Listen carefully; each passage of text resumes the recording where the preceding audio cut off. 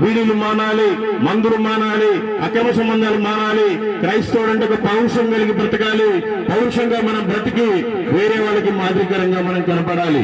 లేదంటే వారంతా దేవుడిని తెలుసుకోరు. మనం సత్యాన్ని తెలుసుకున్నాం, నిజమైన దేవుడిని తెలుసుకున్నాం, బాప్తిసం తీసుకున్నాం, ఇంకా కూడా మనం లోకంలోనే ఉంటే వాళ్ళందరి ముందు మనం అంతా హేళన అయిపోతాం.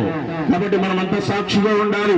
మన ఇంట్లో మనం మాదిరికరంగా ఉండాలి, పక్కన వాళ్ళకి సాక్షిగా ఉండాలి. లేదంటే మన ప్రయాణం నరకమే. మనమంతా భక్తులుగా ఉండాలి. వాక్యం సెలవుస్తుంది, సామెతల గ్రంథం 16వ అధ్యాయం 4వ వచనం, భక్తిహీనులు అంటే నాశన దినం కొరకే తయారు చేయబడ్డారంట.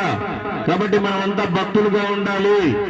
ఏదో నామకార్థంగా మన పేరుకే క్రైస్తవులే మన పాటికి మనం ఉండొచ్చు అనుకుంటే కాదు. కొంతమంది సంవత్సరానికి ఒకసారి మందిరానికి వస్తారు. మన చర్చిలో స్టార్ పెట్టారా, ఆ స్టార్ కి నాది ఒక 10 రూపాయలు 100 రూపాయలు కానుకుందా చాలే అనుకుంటున్నారు. అదంతా నామకార్థం. కాబట్టి మనమంతా మాదిరి కలిగి భయభక్తులతోటి వాక్యాన్ని చదువుకొని వాక్యానుసారం జీవించాలి. మనమంతా చనిపోయిన తర్వాత ఒక తీర్పు ఉంది. దానిపై దౌర సింహాసన తీర్పు. నీకు ఇచ్చిన ప్రతి దాన్ని బట్టి అక్కడే దేవుడిని లెక్కడుగుతాడు. నువ్వు ఇక్కడ మౌనంగా ఉంటే అక్కడ ఏం చెప్పలేవు. కాబట్టి మీ అంత భక్తిగా ఉండాలని ప్రేమతో మీకు తెలియజేస్తున్నాను. Thank you. దేవుడు మిమ్మల్ని, మీ కుటుంబాలని, మీ మందిరాన్ని, మీ గ్రామాన్ని దీవించి ఆశీర్వదించును గాక. Amen. Thank you. Praise the Lord. మీ అందరి కోసం ప్రార్థన చేస్తాను.